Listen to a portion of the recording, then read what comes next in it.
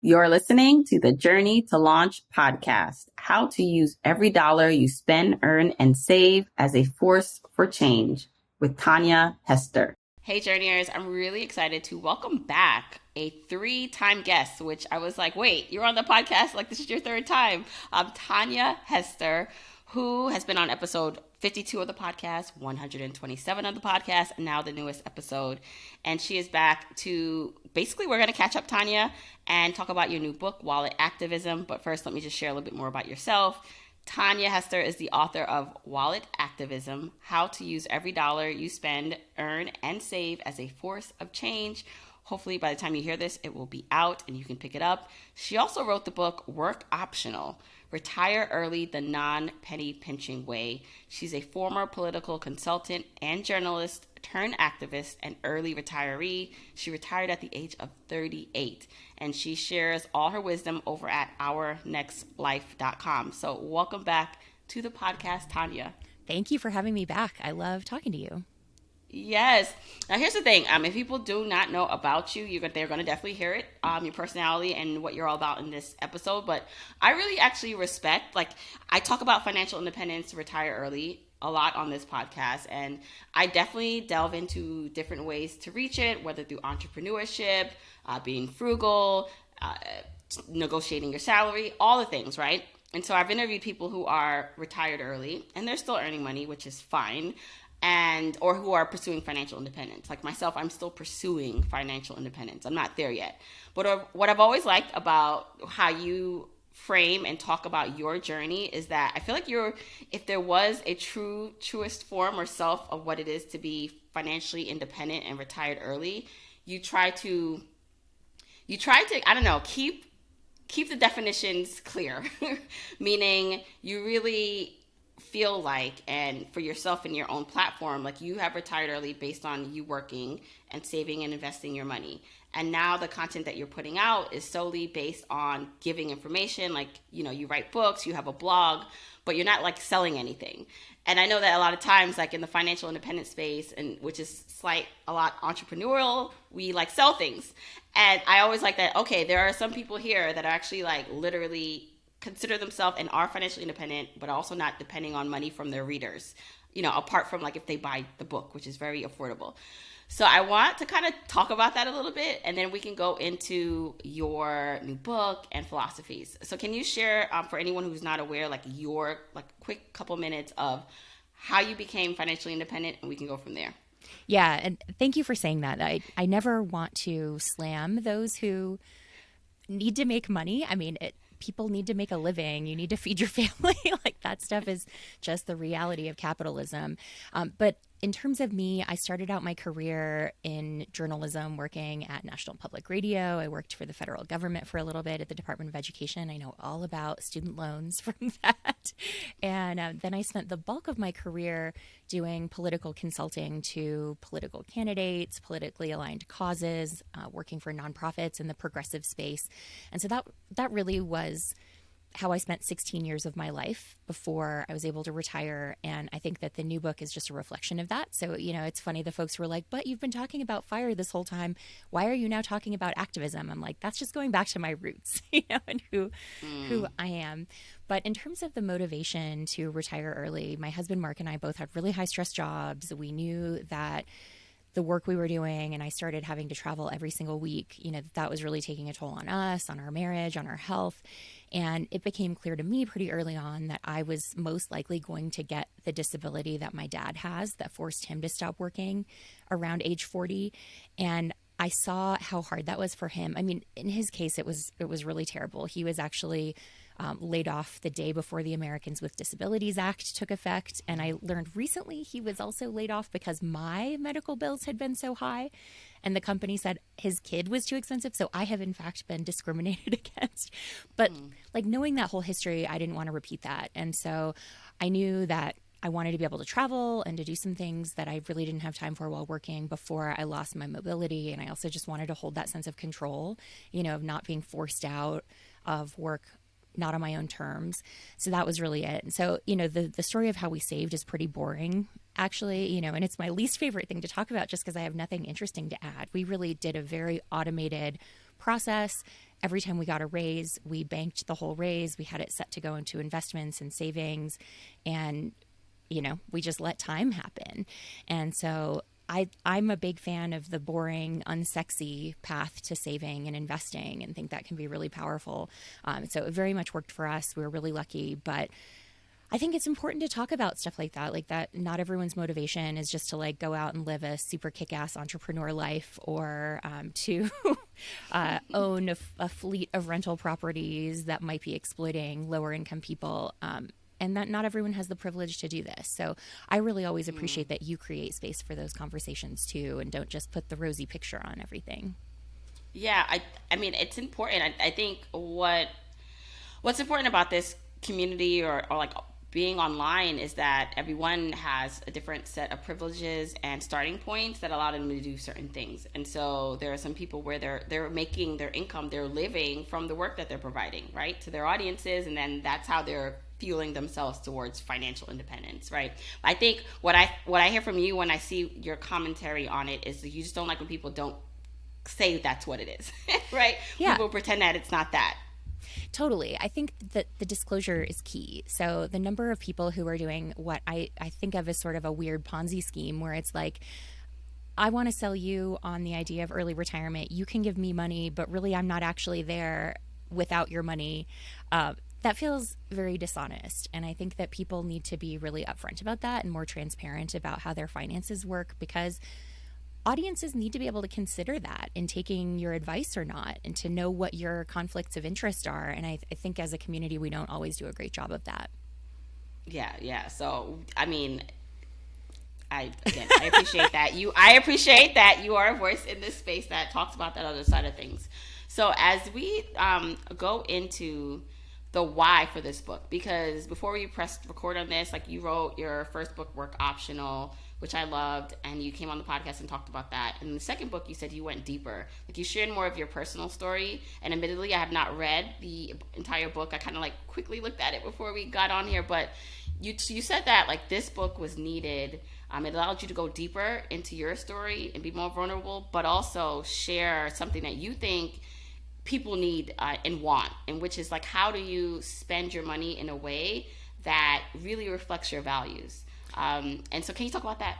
For sure. Yeah. I wrote Wallet Activism really because I wanted to read a book like Wallet Activism, and I felt like it wasn't out there. And we know this from tons of research. There's research showing that millennials, Gen Z, young Gen X all want to be able to invest money in a way that reflects your values, want to be able to spend it in a way that reflects your values.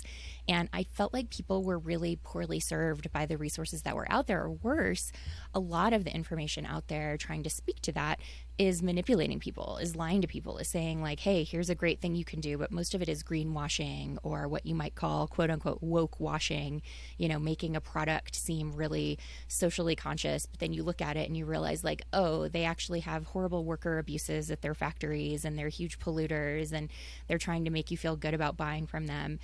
And I wanted to give people the tools to see through that, and to answer some of those really complicated questions.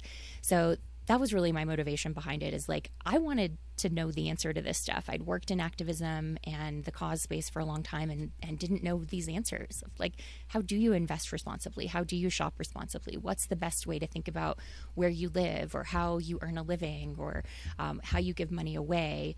I didn't feel like there was an honest perspective out there that wasn't ultimately trying to sell me something.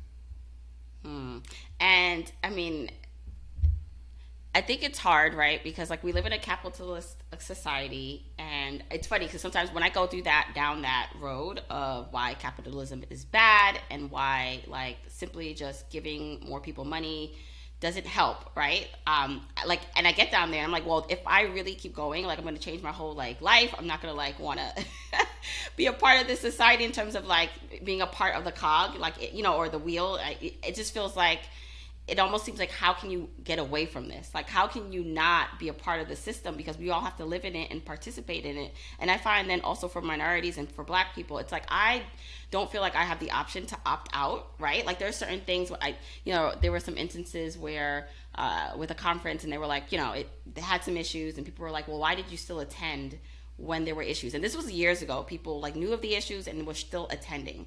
And, I thought, and we had some conversations around, well, if I didn't participate in every institution that was either racist and or an issue, I would not participate in anything, because it's all built on that. And so I find that I often find myself in a place where it's either I participate and I do it my way and I get my foot in the door, and then I can build my own table in institution eventually, versus not participate and then not bring my family further and my community further. So how does one balance those decisions and choices in their life? I think that you articulated the central issue so well, that we have such I don't know what the right adjective is to use. Some will say broken system. Others would say it is a system that was designed to be unjust and unfair, and so it's working exactly as intended. Whichever you think it is, the fact is we have this system. This is the system we're in.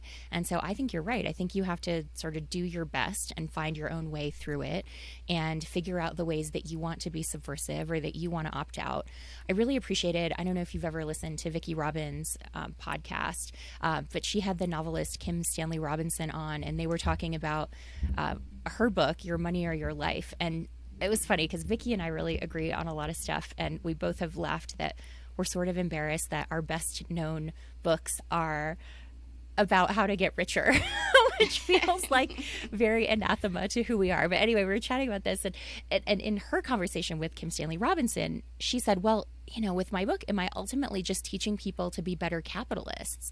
And he said something that I'll never forget, although I'm probably getting the wording wrong. And he said basically no, you teach people about finding enough. And stopping once you've hit enough is itself an anti-capitalist idea, because capitalism is about always striving for more, winner takes all of that stuff. And I just put that on my tombstone, basically. I was very inspired by that line. I think it's reflected now in the book that, yes, we need to talk about saving and investing. We don't have enough safety nets. The idea of opting out of capitalism altogether doesn't work. It certainly doesn't work for people who don't have a lot of the built-in privilege that some folks have, who might say that. But just saying, okay, this is the number, and once I get there, I'm going to stop, or this is my target, and once I'm there, I'm going to focus on lifting instead of climbing, or I'm going to do lifting while I climb the whole time. All of that is finding your way through a problematic system. And, those who say opt out, it's just not realistic. That's not the world we live in. You have to find out how to live your values within this mess. Yeah. Well, what do you say to the people, well-meaning, and they're actually, making an impact, but they say the more that we get, the more that the good people get the money and have more money, then the more we can do and fund in this world, which I think is legitimate and I agree with. So what do you say to that, where it's just it's not just enough for me, but I need to make more than enough so that I can give back to the institutions, I can build the schools, I have the money to make change? I think it's nuanced, of course. I think that's reasonable. And, for some, I want you to have all the money. I want you to be able to do tons of stuff with it. I think about Kirsten and Julian at Rich and Regular. I want them to have all the money to spread around the world. The author Michelle Mi-Jung Kim just wrote this incredible book, The Wake Up, which I can't recommend highly enough. It's all about kind of reframing how we think about social change and sort of putting impact ahead of our good intentions. Because she makes the point in there that we're so obsessed with being good people and defining ourselves as good people that we forget, and in fact, we sometimes do harm, and I'm sure we can all think of lots of examples of that. But as you were talking about, we need to put the money in the hands of the good people. I mean, I'm sure Jeff Bezos thinks he's a good people. I'm sure Bill Gates thinks he's a good people, Elon Musk. And so it's the question of who really gets that money. And so I think rather than thinking about it in terms of the good people, let's think about it in terms of those who've been historically blocked from that wealth. That to me is where we should, when I see Black creators or Latino creators out here doing stuff, I feel yes, give them all the money. If I see just another white guy talking about money, I'm he's good. I know that's overly simplistic, and I'm sure some folks will say that's reverse racism or whatever, but if we care about justice, we have to think about redistribution, and if we're not going to do it through reparations and taxation, then we have to do it through capitalism. Oh, I love that. Mic drop on that one. Tanya. Sorry, I'm going in a maybe left field direction here. No, this is, I mean, but this is the conversations that are necessary. And again, they're so nuanced. And it's not just like this is that. It's like, it takes these conversations to start really talking about this. So when it comes to now wallet activism and really being able to define our values first. I guess the point is too, how do we define our values and then make sure that we are spending, investing, and our money is being used in a way that aligns with that? I'm glad that you asked that because I don't think most people have actually sat down and thought about this. And so it's why in both work optional and wallet activism, I start very early in the book and say, okay, let's actually take a big step back and think about like, what do you care about most? So with work optional, it was, what is the life you want to lead? You know, what does that actually look like? What's it going to cost? Here, it's more, what do you care most about? What do you want to know that your money is doing in the world? And that, I think, takes some self-reflection. And so I offer some exercises for folks. So we think first about what are the issues you care most about. You know, of course, probably lots of us care about tons of issues, but which ones are really the most important to you? So you care about climate change. You care about racial justice. You care about worker exploitation across the ocean. You care about all these things. Okay, well, like which rank the highest? Because you are going to have to prioritize sometimes. Even the richest people can't do everything. Well, maybe Elon Musk could like wipe out global poverty with a, you know, stroke of his pen. That's clear. But Right. For most of us, we're going to have to prioritize. And so then what does that tell you about your values? You know, if you look at the things you care most about and you say, wow, I really see a big thread here of injustice. Injustice is really upsetting to me. Well, that tells me I care most about fairness. And injustice is fundamentally unfair. We're imposing a system on people based on factors that have nothing to do with their merit or how hard they work. And so then you can really look at aligning your spending to fairness.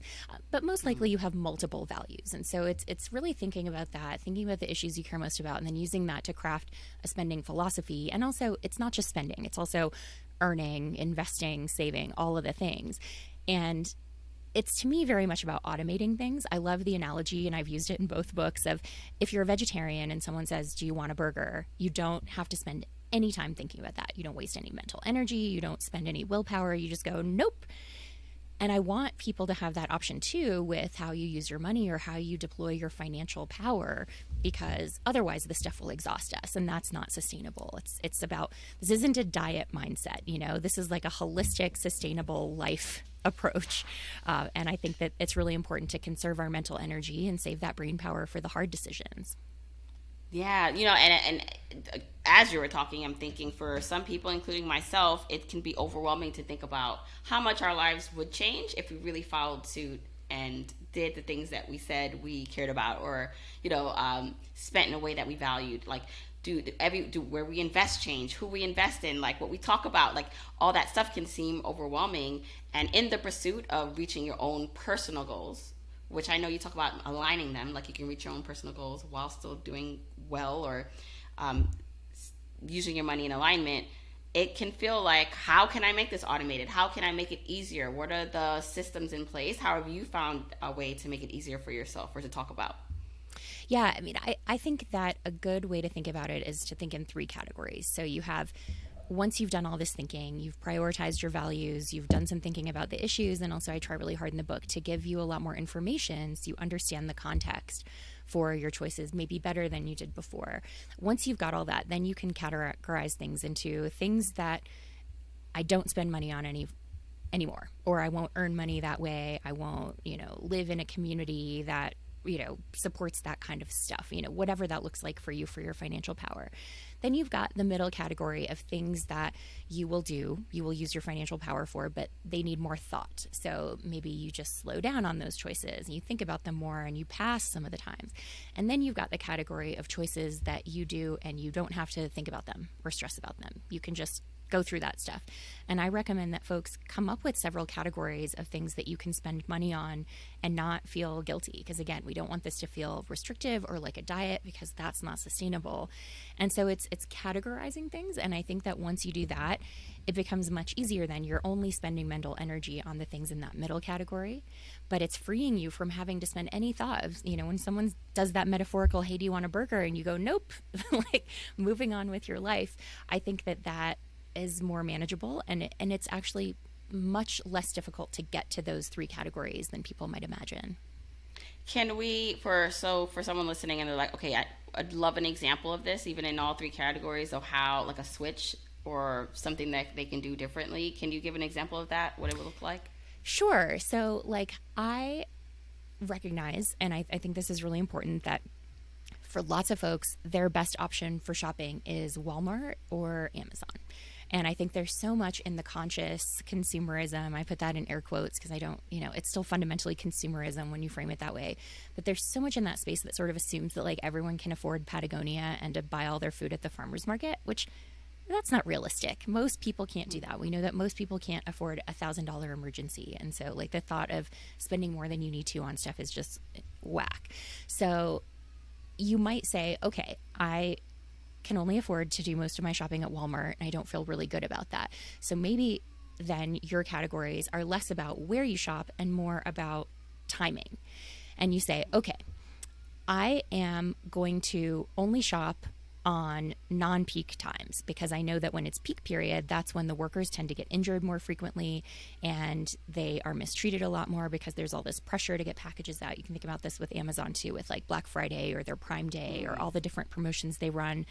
The injuries in the warehouses completely skyrocket during those times. So you can say, I'm going to make peace with the fact that I need to shop at Amazon or Walmart, but I'm going to avoid the peak periods, and I'm going to avoid the fastest shipping, and I'm instead going to let stuff ship in single package if possible, or I'm going to keep everything in my shopping cart for a week before I hit purchase so that I can make sure I really need all that stuff. So then it could just be a matter of your system rather than about where you shop. And again, I'm just talking about shopping here as an example because that's the easiest. And if you have the means to do that, maybe you say, okay, I'm going to put Walmart in my never category, Amazon in my thoughtful category, and the farmer's market in my shop without guilt category or something like that. And so then when you do shop Amazon, you're being much more thoughtful and deliberate about it and not just like late night hopping on your app and throwing stuff in the cart and hitting 2-day delivery. That system can look any number of ways, and it's totally based on kind of what your financial means are and what your habits are. Yeah, okay, that's a good example. And it's also, this requires, just like budgeting with your money, thoughtfulness and being proactive and planning ahead. Because I think also in this society that where we are strapped for time, that the Amazon appeals, right? Because you can get things overnight, and a busy working mom or someone who doesn't have like a lot of time, that's like their resort. So I think, the convenience of it is also a barrier for, I think, people to make these changes that you're talking about, because it's just like, yeah, I want to do better in this category, but it's just not, I need more convenience. Totally. Yeah. I think we have to be realistic about all this stuff if we're serious about making change. Yeah. So you talked about spending. I'd like to talk about all the ways or some of the ways in which we use money. And so spending is one, and we talked about ways to change that. What about in terms of investing? So I know there are a lot of these investing apps, and there are more just platforms in which you can choose companies that are participating in a way or in the society and environment that you like and want to invest in. But what about that for someone like myself who likes index funds but realizes that those index funds also contain problematic companies that are not great for the environment? What's the alternative to that? Is there one that offers a similar return and similar fee structure that people can start looking at, or apps that they can start looking at to help them? Yeah, so the unfortunate answer is there isn't currently a perfect option on investing. But actually, before we talk about that, I'd love to say we love to talk in personal finance about responsible investing, but we are talking almost not at all about responsible banking. And for most people, that actually has a much more direct line between your money and a bad financial impact. So if you bank with one of the big banks, think Bank of America, Wells Fargo, JP Morgan Chase, Citibank, your money that's sitting in your savings account is most likely being lent out not to fund local mortgages in your neighborhood. It's being lent out to fund new fossil fuel projects. And that's something that most of us don't want to hear. But that is direct. Money in your savings account is being lent out to fund that stuff. And so switching instead to a credit union, a community impact credit union, a Black-owned bank, a bank owned by people of color, something smaller, you can instantly reduce the amount of money available to the bad guys to do their bad stuff. And so that's a hugely powerful act that almost everyone can do, because not everyone can afford to invest. As for investing, wait, I actually want to stop there because Yeah. I'm glad that you brought that up. And I learned a lot myself recently in my partnership with Digital Federal Credit Union, we've been like partnering for the last couple of years. And from just learning more about what they do, like, and the misconceptions of banking with a credit union, right? Like before, the thought process could be, well, how can I access my money? Like there's these barriers for me to join my local credit union. And it's like, that is maybe the old way of doing things with credit unions. The new way, they are just as technology advanced. Your money is just as safe and just as accessible at a credit union. Like I was amazed, and like when I was learning more about it before I went into the partnership, about the good work they do in the community. And so I just want to also echo that it's, again, it can feel, if you're not currently banking with a credit union or a Black-owned bank and you're at one of the big banks, it can feel very overwhelming to think about moving your money. For sure. But I think it can, and so I acknowledge that. Like I feel like when I was making some of the changes myself, it was like, oh my goodness, like how do I balance all of this? And I would just advocate that it doesn't all have to be done at once. You can slowly start to do that. Like I slowly opened up like account for something, and then I have like a plan to move certain things over. So I think that just to help people with the overwhelm, it's like you don't have to do it all at once. If it's overwhelming you, you can like open up an account for a reason, and then slowly start to understand the credit union or local bank, and then do more as you feel good about it. Totally. And I think an easy way to get started, if it feels really overwhelming, I know people have direct deposits set up and automatic payments and that kind of thing, and it's probably that side of it that feels most overwhelming. You can set up simply a savings account at a credit union. They might also require you to set up a checking account, but you don't necessarily have to use that right away. You can focus on just the savings piece, so that, sure, maybe your paycheck is still coming to your old bank and you're paying bills out of it, but any bigger chunk of money is sitting somewhere else. So you're not giving that big bank all of this big pool of money of yours to play with and lend out to bad things. So yes, absolutely. I know it's daunting, but the good thing is, like, you have to do it one time and then it's done and then you're good. Yeah. And so, okay. And it's just really good that you brought that up, because like before we jump into investing, like you said, like the most basic, there are some people who are underbanked or don't have accounts at all, but this is a way in which you can start to change things really immediately. Now, the investing side of things, I'd love for you to talk a little bit more about that. Yeah, it has gotten better, I think, on the responsible investing side, but unfortunately, the vast majority of offerings out there are still ultimately doing some form of greenwashing. Like, they might subtract a lot of bad guy companies from an index fund, but then they're charging you 1% in fees rather than a 0.16% that you were paying for your other index account. And so I think it's really important with anything to look very closely at the fees that you're paying. And if it's more than 0.25%, there is a very good chance that they are ripping you off. And so be very skeptical of anything that says it's responsible or focused on the environment, that kind of thing.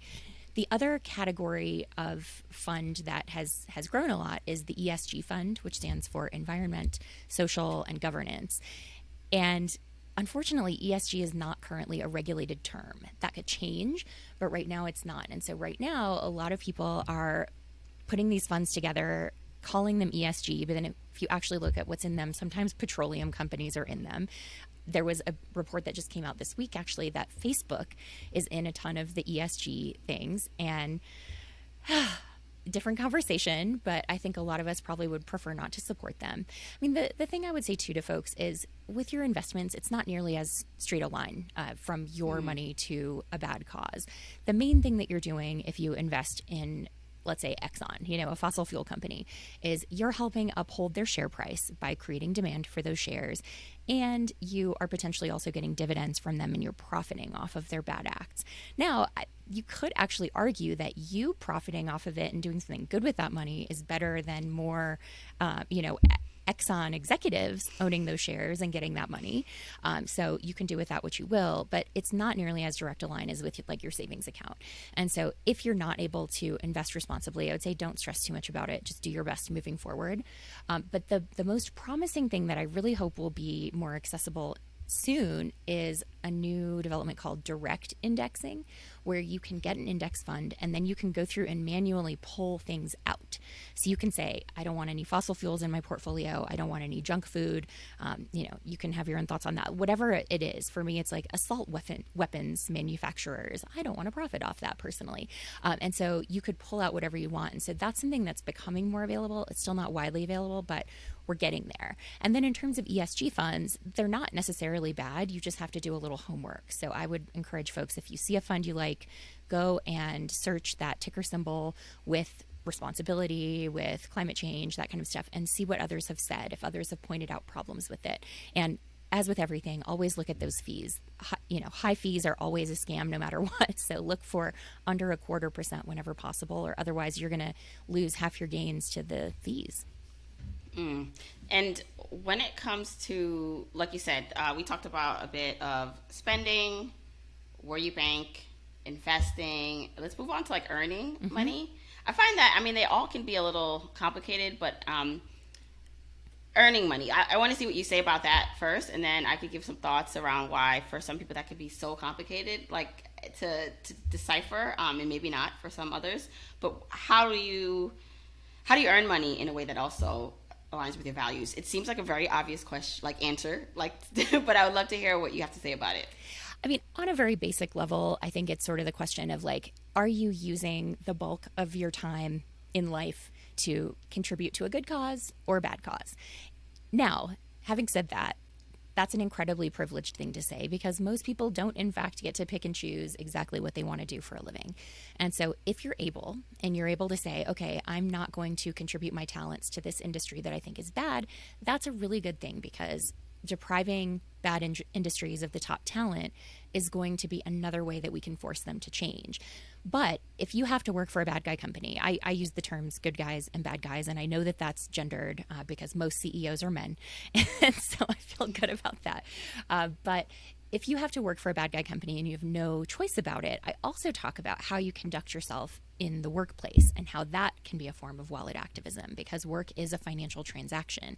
And so if you're a manager, it can be really pushing for more diversity in your hiring, more focus on retention, so that it's not just, diversity and inclusion TM and lip service only. It could be doing things, if you're not in a managerial level, to actually organize your coworkers, to push for change, or even to unionize. That's something that we're seeing a lot in the landscape right now, with people demanding better treatment because we've got a market that's more favorable to workers. And I'm really excited to see how far that goes. But there are just so many different things you can do at work to flex your power that I don't think people feel. And I think that that's true because companies don't want workers to feel powerful. The market in general doesn't want us as individuals to feel like we can make change, because that's how they, keep us to keep our heads down and stay quiet and just put up with the way things are. Yeah. And again, it's great to hear, there are different ways in which if you feel like you have to participate or work for companies that you yourself find and know are problematic, that if that is a choice that you have to make, then having some change or making some change within is a way to feel better about that. Not just feel better about it, but to make the change or be the change that you want to see. Because I often find, again, there are some people who will fight from the outside. They're like, I would never work for that company. I would never join that company. I'd build my own, or I'll do something totally different. And there are some people who are like, well, we need some of us inside. We need some of us inside the organization to, one, know what's going on, and then two, to hopefully maybe, work to change it. So there's need for both. Absolutely. And I give some examples in the book of that, because I think you're so right. And there are plenty of examples of changes that have only happened because employees demanded those changes, not because people on the outside demanded them. We see it happening right now with Facebook. We don't know what the changes will be, but it was a whistleblower on the inside who released all these documents that we're all seeing now about how Facebook knew how bad they were for the self-esteem of kids, and especially girls. And all of the things. They knew how bad they were for democracy and spreading misinformation. And so yeah, we need good people on the inside too. So if you're in a place where you feel stuck and you feel like, I contribute to the worst industry and I hate it, just try to use that for good in some way. You have a lot of different options. Yeah, yeah. Now, I want to talk a little bit more about just like in general what you've been working on. In one of the last posts that we did before we recorded this, or that you did, that I thought was really interesting, was you shared just a private incident that happened with you and your husband Mark, and especially him. Like, he got hurt biking, and when I was reading through the post, your main thing was people talk about health and like ride the bike, like do the exercises and all these things, and it will help prevent you from getting sick. You can lower premiums in your older age or whatever, right? But that you guys was doing the right things, and he got into such a tragic accident that nearly it could have wiped out everything if you were not prepared financially for it. Can you talk about that and how it is you're already kind of like doing some of the right things with your like health and insurance, but how that even further changed your position and opinion on what you want to do further, and how that can help us think more about what we should be doing now to protect ourselves? Yeah, the post was about a mountain bike crash that that Mark had this summer. And he ended up rupturing his spleen and spending 5 days in the intensive care unit. And that was during COVID. Oh, it was a whole thing. The good news is he's doing really great now. But it was a really, really expensive thing. It ended up costing about $400,000. And thank goodness we had great insurance. And I think, as you said, Mark is a great example of someone who's doing all the things that a lot of the folks who say, diet and exercise are everything, you can control everything that way. He was doing all of that stuff. And I have for a long time done all that stuff. I was a spin instructor in LA for 6 years, or for 10 years actually, and taught 6 classes a week. And my class was reputed to be one of the very hardest there was. So I rode my bike, like crazy, and still ended up with a genetic disability that is limiting my physical mobility now in a way that, like, there's nothing I could have done to prevent that. And so I think that the conversation we have about risk is really one-sided, because we talk about this with like physical health in terms of if you eat a healthy diet and exercise, you can guarantee a particular outcome. And that's just not true. And both Mark and I are examples of that. In his case, it was a terrible accident. In my case, it's genetic stuff. But in both cases, we're having the impact of things that were well beyond our control. And so I think it's a good reminder, both with health and with life, and with money, frankly. People will often say, well, isn't it safer to keep working forever and risky to quit working and you might run out of money? And I think, no, both are risky. You just have different risks. Like, yes, retiring early is risking that you might run out of money, but working forever is risking that you might have no free time to enjoy. You might have all your able-bodied and healthy years at work instead of doing the things you really want to do with your life. And so rather than saying this side's safe, this side's risky, let's talk about risk on both sides and protect ourselves. And so I give the reminder that it's so important to have really good, high-quality health insurance. I know our system is so messed up and that's really expensive and not accessible to everybody, but I think to the extent you can keep good insurance and not self-insure or have a healthcare sharing ministry or any of the things that look cheaper on the front end but can really ultimately come back to bite you, I think the better. And just generally changing how we talk about risk. I use the example in the post too of wildfire, because we live in Lake Tahoe, California. We had wildfire. Fortunately, it was very far from us. We're on the north end of the lake this summer, but it came very close to South Lake Tahoe, where we have lots of friends. And that's a great example that, yeah, you can have firefighters, you can have smoke detectors, you can clear your property, but ultimately that big ass fire is in charge. And so you have to think about risk on both sides, that like, yes, of course you want to do the things to increase your odds, but we're not in control, and pretending we are is just going to lead to delusion. And it's important, like you said, to invest if you have the means. So we definitely want to be clear about that, because we understand that for some people, like some affording certain types of insurance or premiums are out of their budget. But I also know people who just skimp on it because they're trying to reach this goal of financial independence and this amount saved. They will literally like go through and like just pick the cheapest option without understanding it, and that to me is kind of like when you look back or when you think about like your whole life and moving forward in it and enjoying it and enjoying your money. And I'm even now like more doing that more like actually how could I spend or invest more of my money now in a way that is going to like hopefully, you know, again, with risk notwithstanding, because we don't know, help me have a healthier life. Like taking time off of work to then get the preventative treatments, right? Like say, okay, I'm going to spend a week to catch up on all these things that I've not been doing and not just try to earn money in, you know, in my account, but actually spend what I need, even if the insurance doesn't cover it, because technically I can afford it, and do that. That is an investment. So I just think it's important to say, because I find so many people are just trying to figure out how to spend less when they technically can, in fact, spend enough or more to help them in situations like this. I mean, it's so well said. I think that it's harder to see the payoff of investments we make in our health because there's no account there with a number in it. It's much more intangible, but it's an investment too. And it's really important. Mark and I have been joking since everything happened and he got home and we've gotten all the bills that with the $400,000 in bills that our insurance company paid and we didn't pay, that's now become by far the best investment we've ever made.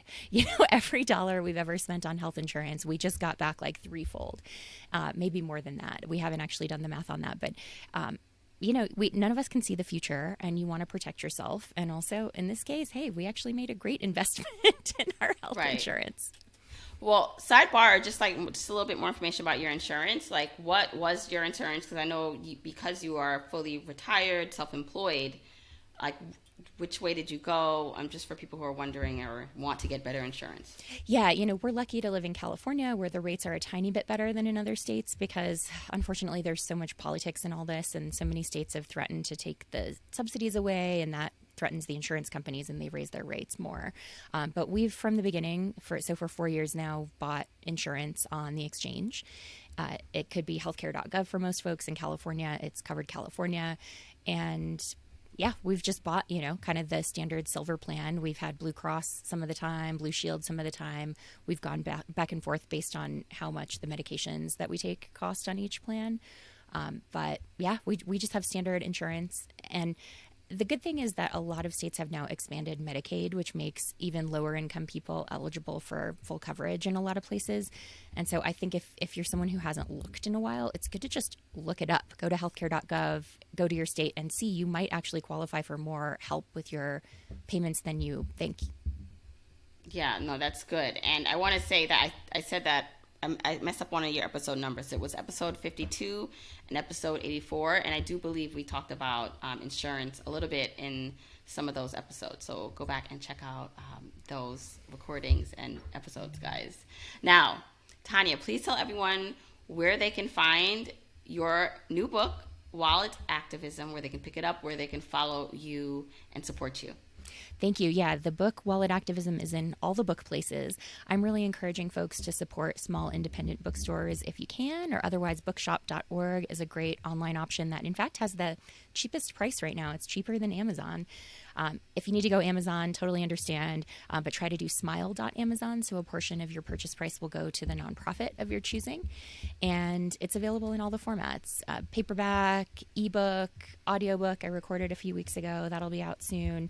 And so, yeah, I just really appreciate folks' support. And if you can't buy it, it'd be great if you'd request it from your library. That's always another option. And you can find me in all the places at ournextlife.com and on Twitter and Instagram at our_nextlife. I love that. Thank you, Tanja. And by the way, she also just gave us an alternative, or at least if we're going to shop with Amazon, another way to do it, smile.amazon.com. So thank you for sharing that. For sure.